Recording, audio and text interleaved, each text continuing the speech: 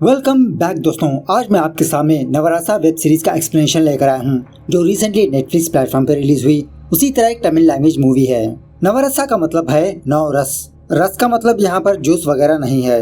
It's all about 9 emotions. इस series में overall से 9 एपिसोड्स है और एक एक एपिसोड में इंसान के हर एक इमोशन को दिखाया गया है और इसी तरह एक एक एपिसोड का ड्यूरेशन आधे घंटे के आसपास ही है। एक्चुअली ये web series anthology based web series है और इससे भी पहले मैंने anthology based web series movies को एक्सप्लेन कर चुका हूँ। मतलब इट्स फुल ऑफ ड्रामा। अब इस वेब सीरीज के बारे में बात करें तो बहुत सारे एपिसोड्स मुझे पसंद आए, लेकिन लास्ट के 2 एपिसोड्स थोड़ा बोरिंग लगे मुझे। और एक्चुअली मैं इस वेब सीरीज को एक ही वीडियो में बताने वाला था, लेकिन वीडियो लंबी हो सकती थी जिसकी वजह से आपको बोर भी हो सकता था। इसलिए मैंने इस वेब सीरीज को 2 पार्ट में डिवाइड किया है और 2 पार्ट में बनाने का दूसरा रीजन ये है कि इस वेब सीरीज में 3rd एपिसोड है जो सर के ऊपर ही चला जाता है। तो खैर चलिए बचा कुचा हम वेब सीरीज में देख लेंगे। उससे पहले अगर आप मेरे चैनल पर नए हैं तो अपना प्यार दिखाइए, अगर पुराने हैं तो और प्यार लुटाइए। पहले एपिसोड का थीम है कंपैशन, इसका मतलब है दया। एपिसोड की शुरुआत एक कोटेशन से स्टार्ट होती है। वो मिट्टी ही क्या जो पेड़ को जकड़े ना रखे, उसी तरह वो दिल ही क्या जो दूसरों के लिए दया ना रख सके, दूसरों की केयर ना कर सके। Really it's mind blowing you know. खैर एपिसोड का नाम है मैं तेरी दुश्मन दुश्मन तू मेरा। कहानी की शुरुआत में ही पैरेलली 2 कैरेक्टर्स को दिखाया जाता है।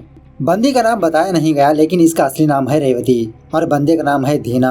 रेवती अपने ही घर में कुछ बच्चों को ट्यूशन पढ़ाती रहती है, वहीं दूसरी तरफ धीना कहीं पर जा रहा होता है। थोड़ी देर बाद हमें ये बात पता चलती है कि एक्चुअली धीना रेवती के घर ही आता है। रेवती का हस्बैंड अपने घर का दरवाजा ओपन करता है, धीना घर के अंदर आता है। रेवती धीना को देखती है। उसके बाद रेवती का हस्बैंड धीना को एक कमरे में ले जाता है बातचीत करने के लिए। धीना को देखकर रेवती अपने काम वाली बाई को लेकर किचन में आती है उन दोनों को लिए चाय वाय बनाने के लिए। और यहाँ पर इस काम वाली बाई का और इसके हस्बैंड का छोटा मोटा झगड़ा होता है। वही बातें रेवती से शेयर करती रहती है। थोड़ी देर बाद रेवती का बेटा रेवती को कॉल करता है और यहाँ पर एक्चुअली बात यह है कि कुछ दिनों बाद इसके बेटे की शादी है और इसका बेटा वही काम में लगा रहता है। और तभी रेवती के हस्बैंड के कमरे से कुछ भी आवाज नहीं आती। उस घर में एक अजीब सी खामोशी छा जाती है। ये देखकर रेवती धीरे धीरे कमरे की तरफ आगे बढ़ने लगती है और तभी झटके से धीना उस कमरे का दरवाजा ओपन करता है और दिखने में धीना घबराया हुआ लगता है। कुछ देर तक धीना और रेवती ये दोनों एक दूसरे को देखते ही रहते हैं। उसके बाद धीना चुपचाप वहाँ से चला जाता है और जब रेवती उस कमरे के अंदर जाती है तो उस कमरे में इसके पति की लाश होती है। अपने पति की लाश को देखकर बेचारी शॉक में ही रह जाती है। उसके बाद धीना का फ्रेंड धीना को और उसकी पत्नी को लेकर बस में बिठाकर कहीं पर ले जाने लगता है। धीना का फ्रेंड और उसकी पत्नी धीना को डांटने लगते हैं कि तुम बात करने गए थे या मारने, क्यों तुमने उसको मारा, क्या तुम्हारा मरा हुआ भाई वापस आ जाएगा। इस तरह रेवती के सारे रिश्तेदार पुलिस वाले रेवती के घर आते हैं, रेवती के हस्बैंड का अंतिम संस्कार करते हैं। थोड़ी देर बाद रेवती का बेटा रेवती के पास आकर पूछने लगता है, माँ प्लीज अपना मुंह खोलो, तुमने उसे देखा ना तो हमें क्यों नहीं बताती। लेकिन रेवती अपने बेटे को कुछ भी नहीं कहती, वो रोती हुई गुमसुम सी बैठी रहती है। इस तरफ धीना का फ्रेंड धीना को किसी जगह पर किसी घर में लाता है ताकि ये पुलिस के हाथ ना लग सके। और एक्चुअली इस घर में एक बूढ़ी औरत और एक मिडिल एज्ड बंदा होता है और इसे देख के हमें ऐसा लगता हो कि शायद ये बंदा बीमार है और हर हमेशा वो बंदा धीना को तंग करते रहता है कि तुम यहाँ पर कितने दिनों तक रहोगे, क्यों तुम यहाँ पर आए हो, क्या किया है तुमने, क्या तुम मुझसे बात नहीं करोगे। हर रोज यही सवालात करते हुए वो बंदा कुछ अजीब से गाने भी गाने लगता है। कुछ दिन गुजरने के बाद वो बंदा वही सारे सवाल धीना से पूछने लगता है। धीना उस बंदे को बताने लगता है कि मैं एक मर्डरर हूँ सर, मैंने किसी का कत्ल किया है। वो बंदा पूछने लगता है किसका, मुझे तुम्हारे अंदर हत्यारा नजर नहीं आ रहा। तो धीना अपनी कहानी इस बंदे को सुनाने लगता है कि 3 हफ्ते पहले इसके भाई की मौत हो चुकी थी। इसके भाई ने गवर्नमेंट से कुछ लोन लिया था ताकि वो दूसरों की हेल्प कर सके।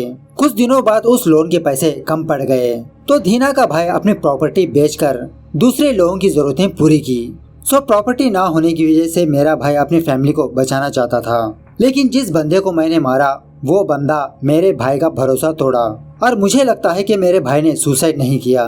जिस बंदे को मैंने मारा उसी बंदे ने मेरे भाई को फांसी लगाई। और यहाँ पर मैं आपको ये बात क्लियर कर दूं कि धीना के भाई ने सुसाइड कर लिया था क्योंकि वो बहुत सारा कर्जा कर चुका था।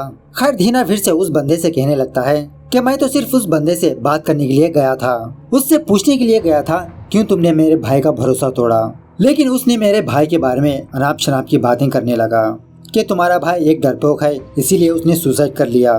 यहाँ तक तो मैं सह लेता, लेकिन उस बंदे ने फिर से दोबारा मुझसे ये बात कही कि दुनिया में काफी सारे लोग मरते हैं, क्या मैं उनके पास जाकर उनकी जरूरतें पूरी करूं? तब मुझे समझ में आया कि इस बंदे के अंदर थोड़ा भी पश्चाताप नहीं है और मैंने कोई चीज लेकर उस बंदे के सर पे वार कर दी। और यहाँ पर हमें ये बात पता चलती है कि इस वक्त जिस बंदे से धीरा बात कर रहा है वो बंदा और कोई नहीं, थोड़ी दिन पहले धीरा ने जिस बंदे को मारा था वही बंदा है। प्रकाश राज धीरा से कहने लगता है कि जब तक तुम अपना पश्चाताप नहीं करोगे तब तक मैं तुम्हारे साथ बोझ बनकर ही रहूंगा, और ये बात तुम्हें पता भी है। मुझे पता नहीं कि तुम मुझसे कैसे बचोगे। ऐसा कहकर मुस्कुराते हुए प्रकाश राज तमिल के गाने गाने लगता है। खैर दूसरे दिन धीना का फ्रेंड धीना के पास आता है, धीना को और उसकी वाइफ को दूसरे शहर शिफ्ट करने के लिए। तभी धीना अपने वाइफ को कॉल करके ये बताता है, देखो जो मैं करने जा रहा हूँ वो सही है या गलत है मुझे पता नहीं, इसके बाद क्या होगा ये भी मुझे पता नहीं, आशा करता हूँ कि तुम मुझे समझ पाओगी। इस तरफ रेवती मंदिर जाने के लिए रेडी होती है। हालांकि विधवा औरतों को मंदिर जाना मना है, मतलब रेवती का बेटा उसे रोकने की कोशिश करता है, लेकिन रेवती मंदिर के लिए निकल जाती है। रेवती के बारे में जानकर धीना रेवती से मिलने के लिए वो भी टेम्पल जाता है। मंदिर आने के बाद धीना रेवती को बुलाता है। रेवती अपने सामने धीना को देखकर ये आग बबूला हो जाती है। धीना रेवती से कहने लगता है, देखिए मैं आपसे सिर्फ माफी मांगने के लिए यहाँ पर आया हूँ, अगर आपने मुझे माफ कर दिया तो मैं जहन्नम भी जा सकता हूँ। इस तरह से धीना अपना पश्चाताप करने लगता है। रेवती धीना से कहने लगती है कि कुछ सालों पहले रेवती और उसके हस्बैंड के बीच एक छोटा सा झगड़ा हुआ था और उस झगड़े की वजह से 10 सालों तक इन दोनों में बातचीत नहीं रही। अगर रेवती ने उस वक्त झगड़ा किया नहीं होता तो रेवती धीना और उसके हस्बैंड के कमरे में आती, इन दोनों की बातें सुनती, इन दोनों की प्रॉब्लम समझती, इन दोनों को रोक सकती थी, धीना को रोक सकती थी, इस हादसे को रोक सकती थी, लेकिन इसने ऐसा कुछ भी नहीं किया। अब तुम ही बताओ, मैं खुद मेरे हस्बैंड की मौत का कारण हूँ, तो मैं तुम्हें कैसे माफ कर सकती हूँ? तुम्हें माफ करने का मुझे हक ही नहीं है। इस तरह से रेवती भी अपने गुनाह का पश्चाताप करती है और रेवती धीना पर दया करके उसे माफ कर देती है। अगर रेवती ने धीना को माफ नहीं किया होता तो धीना जेल जा चुका होता, इसकी बीवी बच्चा अनाथ हो चुकी होती। सच में माफ करना कितना बड़ा पुण्य का काम है ना। खैर दूसरे एपिसोड का थीम है हास्य, लॉफ्टर, हंसी। नाम से ही पता चल चुका होगा कि ये एपिसोड कॉमेडी वाला है और इस एपिसोड का नाम है समर ऑफ 92। तो ये एपिसोड भी एक कोटेशन से स्टार्ट होता है कि जिस दिन तुमने नहीं हंसा वो दिन तुम्हारा बेकार है। और ये कहानी एक सच्ची घटनाओं पर आधारित है। उस बंदे का नाम है मिस्टर वरीद और ये बंदा एक एक्टर भी है और एक MP भी। कहानी की शुरुआत में ही एक बंदे को दिखाया जाता है और उसका नाम है वेलुस्वामी। और एक्चुअली वेलुस्वामी एक एक्टर और एक मिनिस्टर है जो फिलहाल अपने बचपन के गांव जा रहा होता है। वेलुस्वामी का सारा बचपन यहीं पर गुजरा है और इतने सालों बाद वेलुस्वामी एज ए चीफ गेस्ट की तरह अपने ही स्कूल जाता है। खैर इसी स्टेज पर राइट साइड पे कॉर्नर पे एक बूढ़ी औरत अपना सर नीचे झुकाए हुए बैठी रहती है, मतलब ना वो हंसती है ना ही वो कुछ बोलती है। और इस टीचर का नाम होता है लक्ष्मी। वेलुस्वामी लक्ष्मी को देखकर लक्ष्मी के बारे में पूछने लगता है कि आजकल इनकी फैमिली कहाँ पर है। तो वो बंदा वेलुस्वामी से कहने लगता है कि अभी तक लक्ष्मी की शादी नहीं हुई है, वो अभी भी सिंगल ही है। उसके बाद वेलुस्वामी को बुलाया जाता है स्पीच देने के लिए और वेलुस्वामी इन सारे लोगों को अपने बचपन के इंसिडेंट सुनाने लगता है कि बचपन में वेलुस्वामी ने इसी स्कूल में पढ़ा था। और एक्चुअली बात यह है कि 4 साल से वेलुस्वामी 9th क्लास में ही है, मतलब 4 साल से वेलुस्वामी 9th क्लास पास ही नहीं हुआ। और प्रेजेंट पर वेलुस्वामी इन लोगों को बताने लगता है कि मैं फेल होने का कारण मेरी पढ़ाई नहीं है, मेरी किस्मत है। और वेलुस्वामी 4 साल किस तरह से फेल हुआ वो इंसिडेंट्स इन लोगों को बताने लगता है। एक दिन वेलुस्वामी और उसके फ्रेंड्स एक मास्टर जी के घर के पास से गुजर रहे होते हैं। तो वेलुस्वामी उस मास्टर के घर में आम के पेड़ को देखता है और उस पेड़ पर कुछ आम लगे हुए रहते हैं। वेलुस्वामी फौरन पत्थर लेकर उन आमों पर निशाना लगाने लगता है और तभी वो पत्थर इसके मास्टर जी के माँ के सर पे लगती है। वो बुढ़िया की आवाज सुनने के बाद वेलुस्वामी और उसके दोस्त वहाँ से भागने लगते हैं और तभी उसी वक्त इसका मास्टर जी वहाँ पर आता है और वेलुस्वामी को देख लेता है। उसके बाद क्या था, वो मास्टर जी वेलुस्वामी को एग्जाम में फेल कर देता है। खैर दूसरे साल एक दिन वेलुस्वामी और उसके फ्रेंड्स लंच ब्रेक पर कहीं पर बैठे हुए रहते हैं। तभी वेलुस्वामी की नजर एक लड़के पर पड़ती है और उस लड़के के नए नए शूज होते हैं। वेलुस्वामी उस लड़के को अपने नए शूज दिखाने के लिए कहता है तो वो लड़का उसी तरह से अपना एक शू निकाल के वेलुस्वामी को देता है। उसके बाद क्या था, वेलुस्वामी और उसके दोस्त उस शू से फुटबॉल खेलने लगते हैं। खैर तभी उसी वक्त लंच का ब्रेक खत्म होता है और एक मास्टर जी आकर इन लड़कों को डांटने लगता है कि सारे लोग क्लास में चले जाओ।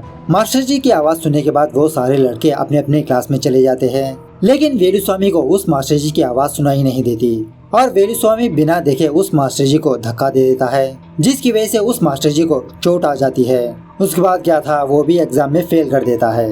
खैर नेक्स्ट ईयर शनमुगम नाम का एक नया टीचर इनके स्कूल आता है और शनमुगम टीचर कम पहलवान ज्यादा लगता था। क्लास में इतने सारे स्टूडेंट्स होने के बावजूद भी शनमुगम वेलुस्वामी को ही सवाल करता था। ऑफ कोर्स वेलुस्वामी को पढ़ाई नहीं आती थी, तो हर वक्त उसे पनिशमेंट मिला करती थी। एक दिन शनमुगम राधामणि नाम की एक लेडी टीचर से हंसते हुए बात कर रहा था और ये चीज वेलुस्वामी देख लेता है। इन दोनों को देखने के बाद वेलुस्वामी को एक जबरदस्त आइडिया आता है और उसी दिन रात वेलुस्वामी अपने स्कूल जाकर शनमुगम और राधामणि के बारे में अनाप शनाप बातें लिखता है और उसी तरह वेलुस्वामी शनमुगम को एक निक नेम रखता है और वो है रोडी मनी। सुबह होने के बाद उस स्कूल का प्रिंसिपल और कुछ टीचर्स इस चीज को देख लेते हैं और बहुत साफ करने के बावजूद भी वो वर्ड्स मिट नहीं रहे होते। ये देखकर बेचारी राधामणि रोने लगती है कि इसकी इज्जत नीलाम हो गई। देखते ही देखते शनमुगम और राधामणि की बात गांव में फैल जाती है। सारे गांव वाले और स्टूडेंट्स शनमुगम को रोडी मनी कहकर बुलाने लगते हैं। खैर दूसरी तरफ लक्ष्मी का फादर जो उस स्कूल का प्रिंसिपल होता है, वो लक्ष्मी के लिए एक अच्छा सा रिश्ता तलाश करते रहता है।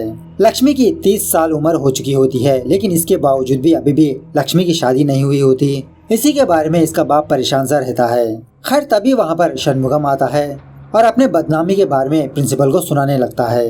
प्रिंसिपल कहने लगता है कि मुझे भी पता है कि तुम किस तरह से झेल रहे हो, लेकिन मुझे समझ में नहीं आ रहा कि किस तरह से हम उसे पकड़े, कैसे पहचाने कि उस चीज को किसने लिखा। तो शनमुगम उस हैंड राइटिंग में एक चीज को ऑब्जर्व करता है कि लिखने वाले ने ना के बदले ना को लिखा और प्रिंसिपल को ये आइडिया देता है कि 5th क्लास से 10th क्लास तक हम डिक्टेशन का टेस्ट रखे और उस टेस्ट में ना का वर्ड ज्यादा आए और जिस किसी स्टूडेंट ने ना के बदले ना को लिखा वही असली कल्प्रिट है। तो डिक्टेशन के दौरान शनमुगम वेलुस्वामी को पकड़ लेता है और वेलुस्वामी को घसीटते हुए प्रिंसिपल के सामने लाता है। सारे टीचर्स वेलुस्वामी को एक एक थप्पड़ मार के 3 महीनों के लिए सस्पेंड कर देते हैं। खैर लक्ष्मी के घर में एक कुत्ता होता है जो लक्ष्मी को किसी चर्च के पास मिला था और बचपन से ही लक्ष्मी इस कुत्ते को पाल रही है और इस कुत्ते का नाम होता है महाराजा किंग।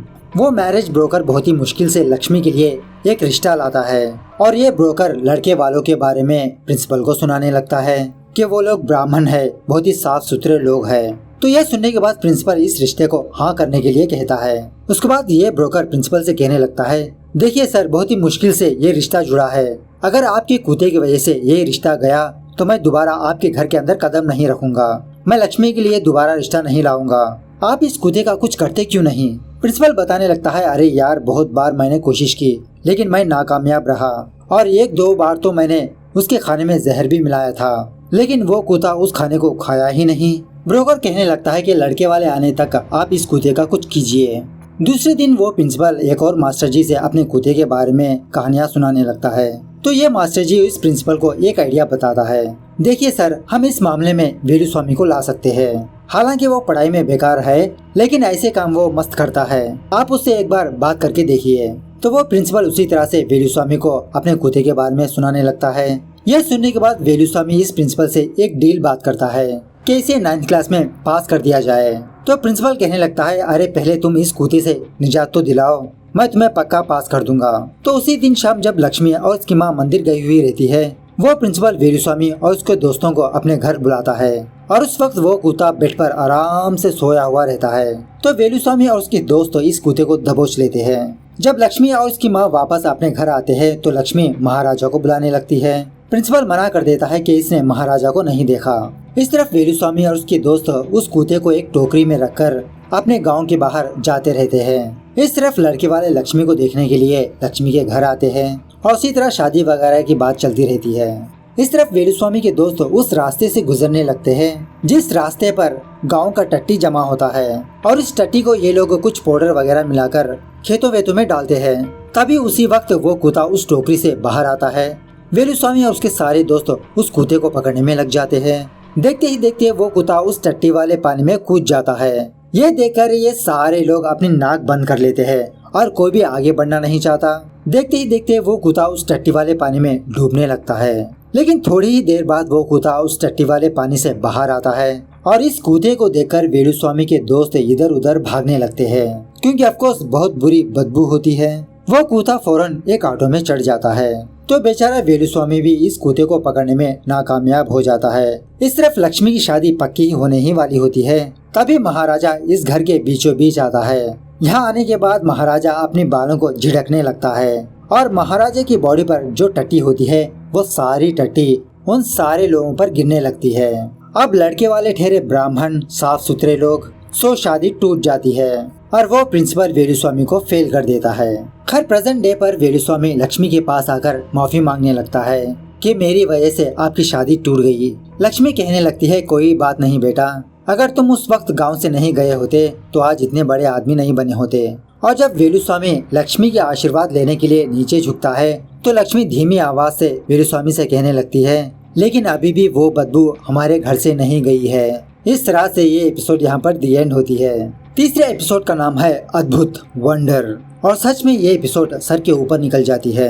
इस एपिसोड को शुरू करने से पहले मैं आपको थोड़े फैक्ट्स बताना चाहता हूँ, थोड़ा ध्यान से सुनिएगा और उसी तरह इस एपिसोड की कहानी थोड़ा ध्यान से सुनिए। एक्चुअली हमारे माइंड के अंदर दो चीजें होती है, एक है कॉन्शियस, दूसरा है सबकॉन्शियस। आम लोग अपने कॉन्शियस माइंड को ही यूज करते हैं। अगर सबकॉन्शियस माइंड को यूज करना होगा तो हमें मेडिटेशन करना होगा और मेडिटेशन के जरिए से ही हम हमारे सबकॉन्शियस माइंड को अनलॉक कर सकते हैं। हम हमारे सबकॉन्शियस माइंड से काफी सारे मिरेकल्स कर सकते हैं। हम अपने और दूसरे के ऑरा को देख सकते हैं, स्पिरिचुअल ट्रैवलिंग कर सकते हैं, मतलब काफी सारे अद्भुत चीजें कर सकते हैं। गौतम बुद्ध को तो आप जानते ही हो, वो हर हमेशा मेडिटेशन में रहा करते थे और उनके अंदर एक अजीब की पावर थी क्योंकि वो अपने सबकॉन्शियस माइंड को यूज किया करते थे। हॉलीवुड की लूसी मूवी आपने देखा ही होगा जिसमें हीरोइन जब अपनी 100% ब्रेन को यूज करती है तो वो क्या क्या कर सकती है। सेम उसी तरह का कॉन्सेप्ट है ये सबकॉन्शियस माइंड का, लेकिन इसे अनलॉक करना इतना आसान नहीं है। खैर इस एपिसोड का नाम है प्रोजेक्ट अग्नि। एपिसोड की शुरुआत में ही एक बंदे को दिखाया जाता है और उसका नाम है विष्णु, जो फिलहाल अपनी गन को लोड करके कैमरा ऑन करके अपना एक कन्फेशन कर रहा होता है कि विष्णु अभी एक सेंस से बाहर आया। जैसा लगता हो इसने अपना बचपन जिया हो और इसकी बचपन की सारी यादें इसे याद है। सीन फिर से फ्लैशबैक में जाने लगता है जहाँ पर विष्णु की लक्ष्मी नाम की एक वाइफ होती है और उसी तरह एक बेटा भी होता है। विष्णु हर हमेशा अपने काम के बारे में ही, इस दुनिया के बारे में ही सोचता रहता है। वो ज्यादा अपने कमरे से बाहर नहीं आता। खैर प्रेजेंट डे पर विष्णु कृष्णा नाम के एक बंदे को कॉल करके चेन्नई बुलाता है। कृष्णा और विष्णु ये दोनों बहुत अच्छे दोस्त हैं और एक्चुअली ये दोनों साइंटिस्ट है। फिलहाल कृष्णा इसरो में काम करता है। खैर रात होने के बाद कृष्णा विष्णु के पास आता है। घर में आने के बाद विष्णु कृष्णा को चाय विक्सी वगैरह ऑफर करता है। कृष्णा विष्णु को बताने लगता है देखो मैं एक इम्पोर्टेंट मीटिंग छोड़ के आया हूँ सिर्फ तुम्हारे लिए और मैं आशा करता हूँ कि तुम मेरा टाइम बर्बाद नहीं करोगे, तुम्हारे पास सिर्फ 15 मिनट्स है। तो विष्णु कृष्णा को एक डेट दिखाता है दिसंबर 21, 2012। पूछने लगता है कि इस डेट को क्या होने वाला था। कृष्णा बताने लगता है कि मायन सिविलाइजेशन के हिसाब से उस डेट को हमारी दुनिया खत्म होने वाली थी। विष्णु पूछने लगता है तो क्यों खत्म नहीं हुई। कृष्णा बताने लगता है कि शायद उन्होंने कुछ गलत कैलकुलेशन किया होगा। विष्णु कहने लगता है नहीं उस दिन कुछ हुआ और कृष्णा से पूछने लगता है अच्छा तुम सुमेरियन सिविलाइजेशन के बारे में क्या जानते हो। कृष्णा कहने लगता है यही कि वो एडवांस सिविलाइजेशन है। विष्णु कहने लगता है सिर्फ यही नहीं अभी और सुनो, वो लोग मैथ्स साइंस एग्रीकल्चर सारे मामलों में एडवांस थे। एक्चुअली ये सारी चीजें वो खुद से नहीं कर पाते, उनके पीछे एक एडवांस एलियन सिविलाइजेशन होगी और उन एलियन की मदद से वो लोग कुछ भी नहीं कर पाते। अगर मैं तुमसे ये कहूँ कि इन सारी चीजों के पीछे गॉड का नहीं बल्कि एक एडवांस एलियन का हाथ है तो तुम क्या कहोगे। ये सुनने के बाद कृष्णा विष्णु पर हंसने लगता है और उससे सवाल पूछने लगता है कि रात को तुमने इंटरस्टेलर मूवी देखी थी क्या, ये एलियंस वगैरह की बात कर रहे हो। विष्णु का ये मानना होता है कि ये सारा यूनिवर्स एक एडवांस एलियंस का क्रिएशन है और उन्हीं एलियंस को अनुनाकी कहते हैं जो बहुत ही एक्सट्रीमली इंटेलिजेंट स्पीसीज है और ये स्पीसीज फ्रॉम द फ्यूचर की है। ये सुनने के बाद कृष्णा का सर फिर से गोल गोल गोल गोल घूमने लगता है। विष्णु कहने लगता है चलो हम सेकंड सेक्शन में देखते हैं। देखो हमारा सारा यूनिवर्स एक कंप्यूटर बेस्ड प्रोग्राम है जो अनुनाकी ने बनाया है और इसी तरह हमारी लाइफ भी इस दुनिया में एक प्रोग्राम से ही चलती है। मतलब थोड़ी देर बाद हम क्या सोचने वाले हैं वो भी ऑलरेडी प्रोग्राम हो चुका है और सारे प्लैनेट्स वगैरह इसी प्रोग्राम के हिसाब से सिमुलेट होते रहते हैं। मतलब ये सारा सब कुछ एक प्री प्रोग्राम है और तुम पिछली हिस्ट्री के बारे में देखो, एक ही चीज बार बार घटती रहती है, लेकिन इन ये डिफरेंट वे, क्योंकि अनुनाकी ने वो प्रोग्राम ही ऐसा बनाया है। खैर ये सारी बातें सुनने के बाद कृष्णा को विष्णु की बातें बुलशिट लगने लगती है और अपना टाइम वेस्ट कहकर वो वहाँ से जाने लगता है। तभी विष्णु अपनी आंखें बंद करता है और तभी कृष्णा के सामने विष्णु और कृष्णा के क्लोन्स आते हैं और वो दोनों भी असली कृष्णा से बात करने लगते हैं कि अभी भी तुम्हारे पास टाइम है, बैठ जाओ। ये देखने के बाद कृष्णा के हाथ कांपने लगते हैं। थोड़ी देर के लिए ये तो शॉक में ही रह जाता है। विष्णु कहने लगता है, एक्चुअली मैं ये डेमोन्स्ट्रेशन तुमको बाद में देना चाहता था, लेकिन तुम तो जल्दी ही जाने वाले थे, इसीलिए मैंने ये डेमो दिखाना ही पड़ा। कृष्णा पूछने लगता है, एक्चुअली मैंने अभी भी क्या देखा, क्या था वो? तो विष्णु अपने हाथ में दो चीजों को लेकर एक्सप्लेन करने लगता है। एक है कॉन्शियस वर्ल्ड, दूसरी है सब कॉन्शियस वर्ल्ड। कॉन्शियस वर्ल्ड वो है जो हम रियलिटी में जी रहे हैं और सब कॉन्शियस वर्ल्ड हमारी ख्वाबों की दुनिया। अगर एक सीपीयू है तो एक बैटरी है, बैटरी के बगैर सीपीयू नहीं चल सकती। वो दोनों एक दूसरे के कनेक्शन में होते हैं। इसी तरह हमारा इंसानी दिमाग भी एक हायर नेटवर्क से कनेक्टेड है और उस नेटवर्क को तुम गॉड कह सकते हो, अनुनाकी कह सकते हो या क्रिएटर भी कह सकते हो। इसीलिए जो कुछ भी मैंने सोचा सुना वो सब तुम्हें दिखाई देने लगा। मतलब हमारा माइंड भी एक दूसरे के कनेक्शन में है। कृष्णा पूछने लगता है कि ये कैसे पॉसिबल है? तो विष्णु उस डेट के बारे में बताने लगता है कि उस डेट को हमारे कनेक्शन से धीरे धीरे मिटते जा रहे हैं और आने वाले 50 सालों बाद वो कनेक्शन सारे के सारे मिट जाएंगे और इसी तरह हमारी ड्रीम वर्ल्ड मिट जाएगी। लेकिन ये साइंस है, इसमें कुछ भी हो सकता है, हम जैसा सोचते हैं वैसा नहीं होता। उसके बाद विष्णु कृष्णा को अपने सीक्रेट लैब ले आता है और यहीं पर विष्णु अपने सारे एक्सपेरिमेंट करते रहता है। विष्णु कहने लगता है कि ये है ड्रिफ्टर और मैंने ख्वाबों की दुनिया में जाने के लिए इस ड्रिफ्टर को बनाया, मतलब मेरे अनकॉन्शियस माइंड को अनलॉक करने के लिए। एक्चुअली तुम्हारी सारी जिंदगी तुम्हारे सब कॉन्शियस माइंड में प्री प्रोग्राम हो चुकी होती है। अगर तुम अपने सबकॉन्शियस माइंड को अनलॉक कर पाओगे तो तुम पास्ट में ही नहीं बल्कि फ्यूचर में भी देख सकते हो। फ्यूचर को ही नहीं बल्कि काफी सारी चीजों को देख सकते हो, अपने क्रिएटर को भी देख सकते हो। और एक्चुअली विष्णु गॉड वगैरह पर यकीन नहीं करता। उसके बाद कृष्णा कोई चीज दिखाकर विष्णु से पूछने लगता है कि ये क्या है। विष्णु कृष्णा को बताने लगता है कि एक गॉड मॉलिक्यूल है। खैर विष्णु फिर से कृष्णा को बताने लगता है कि जब मैंने इस ड्रिफ्टर को बनाया तो मैंने इस ड्रिफ्टर को ट्राई किया। मैंने अपने सबकॉन्शियस माइंड में डीपली जाने लगा और मैं अपने पास्ट में गया। एक्चुअली पास्ट प्रेजेंट फ्यूचर नाम की कोई चीज नहीं है, मतलब टाइम जस्ट पैरेलल से चलते रहता है। हमारी फिजिकल बॉडी एक ही जगह पर होती है, लेकिन ट्रैवल करने वाला हमारा माइंड होता है। हमारा माइंड पास्ट में जा सकता है, फ्यूचर में जा सकता है, प्रेजेंट में भी रह सकता है। और जब हम ड्रिफ्ट में होंगे हमें ये तक पता नहीं चलेगा कि हम ड्रिफ्ट में है। हमें ऐसा लगता है कि हम अपनी आम जिंदगी गुजार रहे हैं। और जब मैंने ड्रिफ्ट किया था तो मैंने सिर्फ 10 मिनट के लिए ही ड्रिफ्ट किया था और एक्चुअली पता है क्या हुआ? उस 10 मिनट में मैंने अपनी सारी जिंदगी जी ली।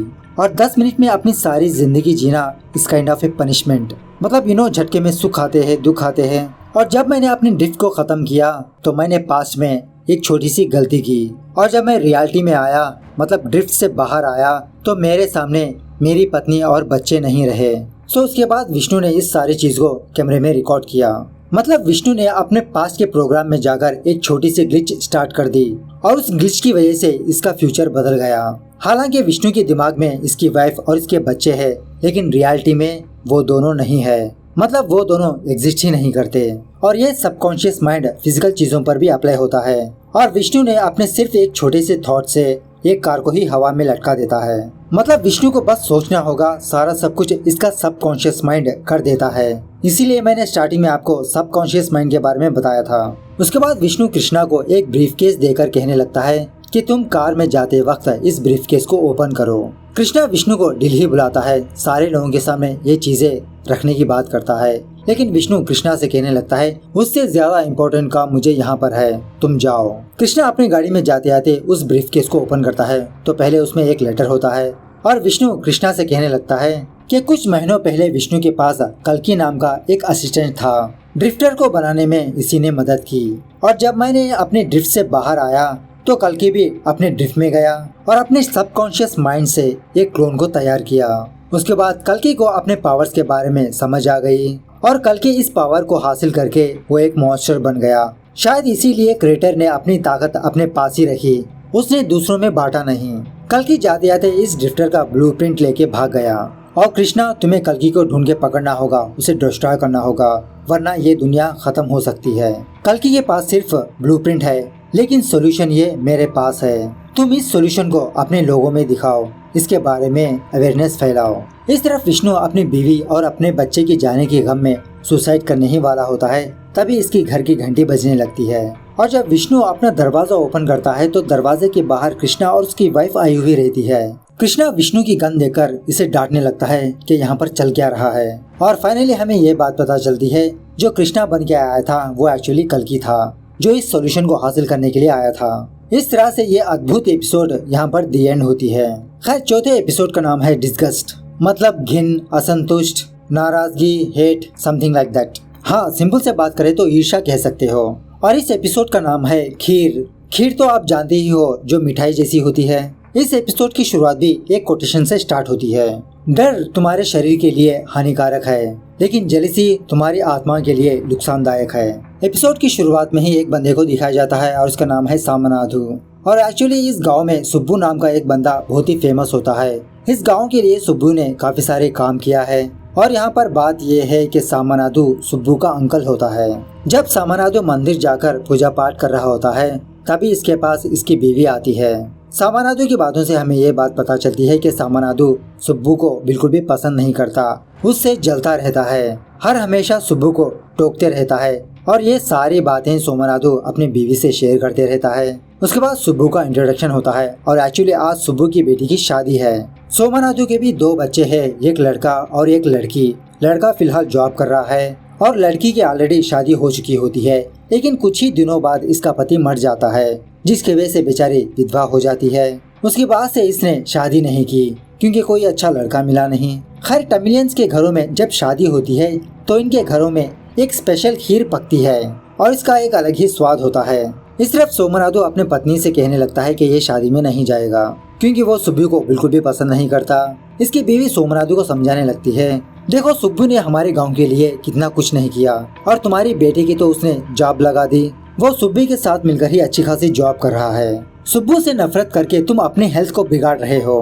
और इसी तरह यहाँ पर हमें ये बात पता चलती है कि सामनाथु की बीवी कब का मर चुकी है और एक्चुअली सामनाथु इसकी बीवी को इमेजिनेशन करते रहता है। जब सामनाथु की बीवी जिंदा थी तो सामनाथु की बहुत सेवा किया करती थी, लेकिन सामनाथु की देखरेख करने वाले अब कोई नहीं है। खैर थोड़ी देर बाद सामनाथु सुब्बू के घर जाता है। यहाँ पर इसके 2 बच्चे इसको डांटने लगते हैं कि शादी का माहौल है और अभी ये घर आ रहा है। सामनाथु फिर से पीठ पीछे सुब्बू की बुराई करने लगता है, अनाप शनाप बकने लगता है। तभी वहाँ पर सुब्बू आता है। सुब्बू को देखकर सामनाथु अपने बातें चेंज कर लेता है, अरे सुब्बू तुम आओ आओ, अभी अभी मैं तुम्हारे बारे में बात कर रहा था। और सुब्बू तहे दिल से सामनाथु को एक कोट गिफ्ट करता है ताकि वो शादी में अच्छा दिखे, अच्छे कपड़े पहने। थोड़ी देर बाद शादी स्टार्ट होती है। सामनाथु शादी देखने के लिए बैठ जाता है और तभी उसी वक्त सामनाथु के बगल में इसकी बीवी आके बैठती है और ये शादी देखकर सामनाथु की वाइफ बहुत खुश होने लगती है। और एक्चुअली सुब्बू के 7 बच्चे हैं और सुब्बू ने अपने 7 बच्चों की शादियाँ बहुत धूमधाम से की थी, लेकिन सामनाथु की बेटी को अभी भी शादी नहीं हुई है। खैर शादी के दरमियान सुब्बू शादी में आ रहा होता है। सुब्बू को देखकर वहाँ के लोग सामनाथु को पीछे हटाने लगते हैं। देखते ही देखते सामनाथु उस शादी से बाहर ही चला जाता है और बेचारे का इंटरेस्ट चला जाता है। वो वहाँ से बाहर आता है और सोचने लगता है कि वो ऐसा क्या करे जो इसको खुशी मिले। तभी सामनाथु को एक आइडिया आता है। सामनाथु जो स्पेशल खीर होती है उसे नीचे फेंक देता है, उस खीर को जमीन के हवाले कर देता है। यह आवाज सुनकर तभी वहाँ पर खीर बनाने वाले आते हैं। सामनाथु इन लोगों को डांटने लगता है कि इस खीर में कुछ चूहा वगैरह पड़ा था, तुमने जाते वक्त इसके ऊपर ढक्कन नहीं लगाया, देखो कितनी सारी खीर वेस्ट हो गई। तभी वहाँ पर सामनाथु की बेटी आती है और अपने बाप को कुछ अजीब की नजरों से देखने लगती है। सामनाथु अपने बेटी की आंखों में आंखें नहीं मिला पाता, वो अपनी नजरें नीचे झुका देता है। सामनाथु की बेटी को समझ में आ जाता है कि ये कांड इसका बाप का ही है और अपने बाप को देखकर इसे घिन आने लगती है, डिस्गस्टिंग फील होने लगती है। उसके बाद सामनाथु शादी में जाकर दुल्हा दुल्हन को आशीर्वाद देता है। इस तरह से ये एपिसोड यहाँ पर दी एंड होती है। खैर बच्चे एपिसोड्स हम नेक्स्ट वीडियो में देखेंगे। एपिसोड्स कैसे लगे कमेंट करके बताना जरूर। मिलते हैं अगले वीडियो में, तब तक take care, bye bye, see you soon.